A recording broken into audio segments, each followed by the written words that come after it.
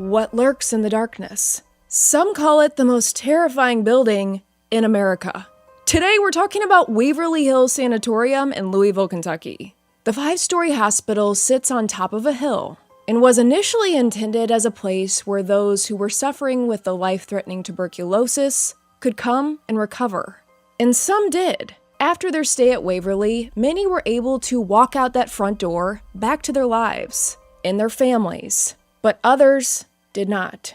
And it appears the pain and suffering of so many souls left a permanent mark on Waverly Hills. It's widely regarded as one of the scariest and most haunted places ever. Spirits and shadows linger around every corner at Waverly. But how did Waverly Hills go from a serene and secluded Louisville hospital to one of the most feared spots in the nation? This is Avery After Dark, and I'm your host, Avery Ross. I would love it if you subscribe to this channel, leave a like and a comment, and turn on that little notification bell. I post new episodes every week. Everything from mysteries, to hauntings, to true crime cases. So if that's up your alley, you're in the right place. Let's crack open the case files on today's haunting. It's been one of the most frequently requested stories. In the past few weeks, I've gotten so many messages wanting an episode about Waverly Hills. So you asked for it, and I'm giving it to you. Construction on Waverly Hills began in 1908, and on July 26, 1910, it opened in Kentucky as a place to treat patients of tuberculosis. This scary and very contagious plague, for which no cure existed, claimed entire families and sometimes entire towns. In the 19th century, tuberculosis, then known as consumption, killed as many as 1 in 7 people in the United States. It was characterized by drenching night sweats, persistent coughing, lack of appetite, fatigue, and swollen extremities. Tuberculosis was referred to as the plague of all plagues. It's a bacterial infection contracted by breathing in air containing Mycobacterium tuberculosis. They called it TB, or the White Plague, and it would essentially eat away at the lungs. In 1900, Louisville, Kentucky had one of the highest tuberculosis death rates in America. That warm Kentucky atmosphere was a perfect breeding ground for the infection. So the sanatorium opened in the midst of a widespread epidemic. People needed places to go, get treated, and recover in solitude. It sat on top of a hill in a quiet area of town, and they designed it to be a place where people could recover while also quarantining away from crowded areas.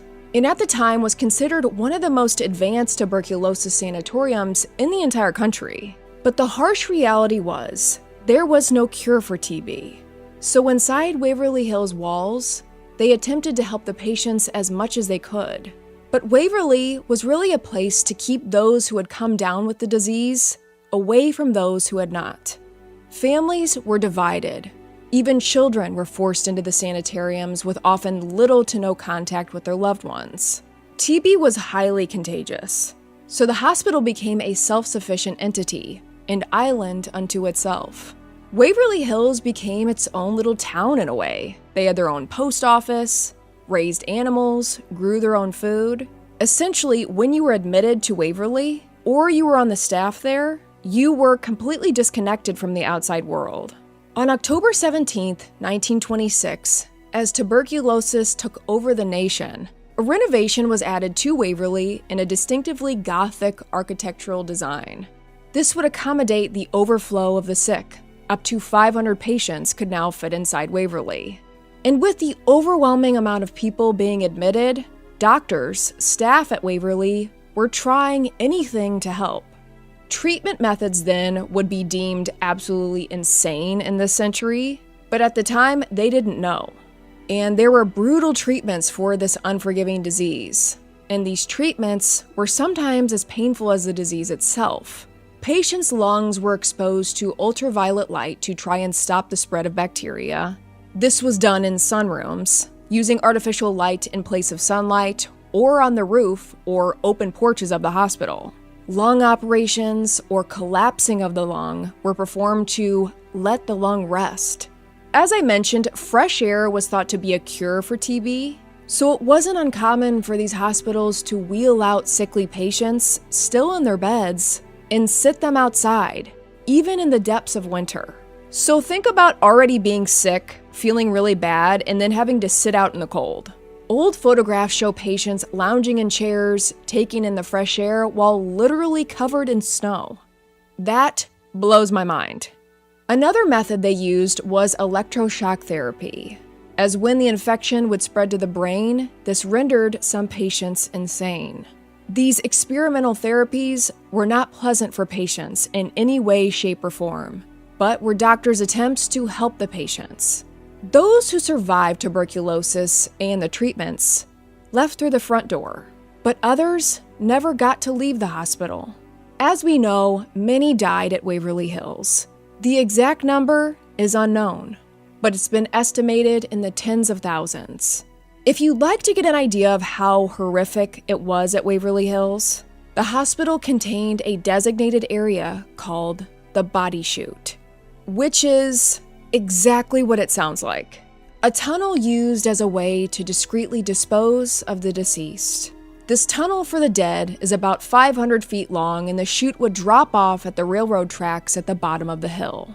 And it was done in this way so that others wouldn't see how many were leaving the hospital deceased.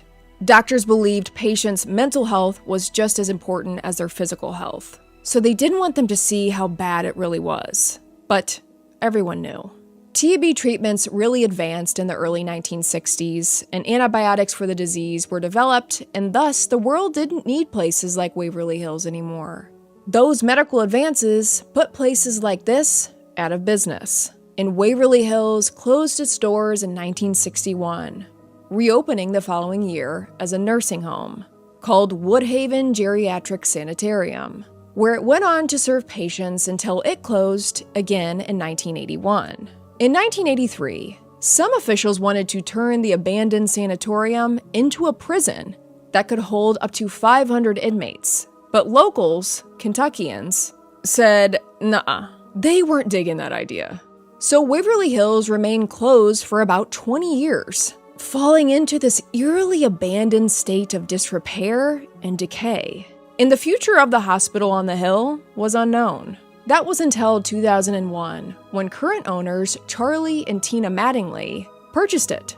That same year, a newspaper article was published about the countless local legends about Waverly Hills being haunted, and there was an on-site taping of Fox's Scariest Places on Earth. Groups worked in the following years to renovate the property, and as time passed, haunting encounters at the hospital spread worldwide. These volunteers were having their own ghostly encounters inside Waverly Hills, seeing apparitions walking into empty rooms, only to follow them and see that they had disappeared.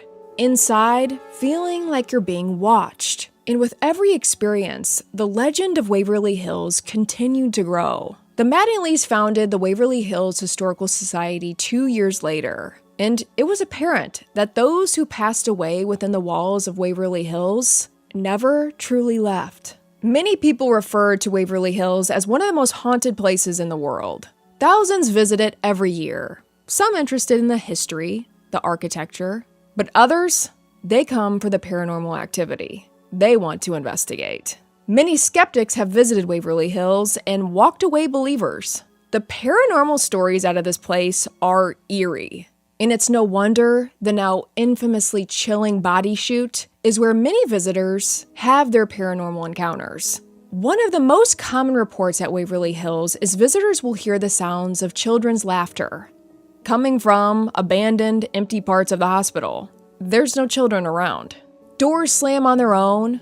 People will see figures, faces in the windows of empty rooms. Another increasingly common occurrence at Waverly Hills is seeing shadow figures. One of our very own listeners of the podcast, named Amanda, went on a tour of Waverly Hills and experienced this terror firsthand. What she didn't know was that her paranormal experience would last much longer than just the tour. And she gives us a glimpse into the haunting of Waverly Hills. Amanda writes, "Hi there, my name is Amanda, and I have a weird ghost story that can't quite be explained away, and I'm a pretty big skeptic. My mom and I went to Waverly Hills back in 2014 to do a ghost tour at night. I was the only one in the group that wasn't creeped out, and I kept questioning the logic of what the tour guide was saying. So when he said to go down a hall where a bunch of shadow creatures were supposed to lurk, I immediately volunteered. He told me to go all the way down in almost pitch darkness, turn around, and stretch my arms out as though I were balancing on something. So I did. As I started walking back, my mom called out, "Amanda, hurry up, get back here now." The rest of the people were gasping nervously. And when I came back, the tour guide spookily asked if I felt anything creepy. When I said no, he seemed disappointed because everyone in the group saw a large shadow in the shape of a huge man following me down the dim hallway right behind me. There was nothing to explain it away. I was a little shocked because my mom, who is usually as skeptical as I am, was scared and wanted me close to her side. I know this is weird to say, but once I got home, everything got worse and worse in my life for years. And to this day, I still wonder if I took that creature home with me. Due to the fact that my life was filled with such negativity, it was a serious concern of mine. This all happened in 2014, and the negativity escalated to such a degree that 4 years later, I had a huge breakdown with terrifying hallucinations and delusions in 2018. The terrifying negativity finally disappeared at the end of 2019 when we moved. We'd always lived in Michigan, and Waverly Hills is in Kentucky, but we finally moved out of the house where the negativity started 5 years earlier, and the eerie phenomenon didn't follow us when we moved an hour away, so that was a huge relief. She said that shadow figures are no joke. Ugh. Her story gives me chills. And this is a lot of people's worst fear when visiting haunted spots. Am I gonna take something home with me? Because I don't want that. And I'm just so glad that whatever it was is out of her life, because that is really, really scary. Amy Bruni and Adam Berry of Kindred Spirits Investigations said when they made their first visit to Waverly Hills, they were struck immensely by an overwhelming and powerful feeling of desperation in the nurses' wing of the hospital. On the 3rd floor, years back, a man and his dog who had entered the hospital in its years it was sitting vacant and abandoned were sleeping inside and reportedly fell down an elevator shaft. Now, there are conflicting reports here. Some say that the man was actually pushed by someone or something. In the years since, one of the owners, Tina Mattingly, and many other visitors have reported seeing the ghost of a man and his dog wandering the halls of Waverly Hills. One evening, Tina recalled, after wrapping up a tour, she was making her way back down one of the dark hallways by herself to lock up for the evening, when she turned and looked down the corridor to see a very tall man standing there. He had long hair, he was thin, and then, as she watched, he vanished. So Tina continued down the hallway, seeing if the figure had snuck into one of the rooms. And as she made her way down the hallway, she looked down to see a dog. She said it looked like a white German shepherd lying on the floor. She started to call out to the dog, but it vanished from eyesight within moments. Spooky! Another very common experience inside Waverly Hills is seeing a man in a doctor's uniform wandering the halls. One paranormal investigator was on the 4th floor of the hospital one evening and looked down a hallway to watch as a figure, donned in a white doctor's coat, walking straight into one of the treatment rooms, as if he were just going to work. On the 3rd floor, there are reports of a little boy named Timmy. It's said that his spirit cannot move on and he continues to play at Waverly, with many visitors bringing him a toy ball to play with. Some have even said they've been hit with the ball, it being thrown at them out of nowhere. Another chilling entity inside Waverly Hills is called the Creeper. It's said he crawls along the walls and floors. Many believe that the Creeper is a darker entity than the rest at Waverly. Many believe it's demonic. It's one thing to see a ghost walking along the hallway, just like you and me, but crawling up the wall? No. No. The 5th floor of the hospital, the top level, was used to house the patients whose infection had spread to the brain, rendering many insane. Room 502 is a particular hotspot and reportedly has a pretty grim history. And this is a place where people frequently see shapes moving in the windows, hearing disembodied voices. One story says that one nurse in 1928 died just outside room 502. And just a few years later, in 1932, Another nurse spent her final moments in the same room. Then she either reportedly jumped or was shoved off the 5th floor patio. Another really strange paranormal occurrence inside Waverly is, while visiting, numerous people have reported seeing visions of themselves, or people they know, performing deeds much against their nature. For example, a man walking through will see a startling vision of himself harming his wife, something that he would never do. These visions are understandably really scary for those experiencing them, and overall really bizarre. I've never heard anything like that before. Today, as you enter Waverly Hills, it's even more eerie on the inside than it appears on the outside, with rusted lighting fixtures hanging from the ceiling, paint peeling off its graffiti-marked walls, and a musty smell. If you walk around at night, the only illumination of its dark corridors will come from your tour guide's flashlight and the moon barely visible through the trees. Many say they feel a sense of creepiness, but also despair while walking around Waverly Hills, equally frightening and sorrowful. A tour of Waverly Hills is not for the faint of heart, that's for sure. I've heard many stories of people choosing to take the overnight tour, starting around midnight and staying inside Waverly until about 6 a.m. I don't think I could do that. I think I could do a day tour, but if I did a night tour and I saw that creeper entity crawling up the wall, I would have a heart attack. From what I've seen and heard, a lot of the activity at Waverly Hills seems to be that of a residual haunting. Apparitions reported will be like moving pictures, and typically will be seen in the same spots, walking down the same hallways, appearing in the same windows, doing the same motions over and over. A great example of this is seeing the man in the doctor's coat, walking into treatment rooms. It's just like another day at work for him, on this supernatural loop.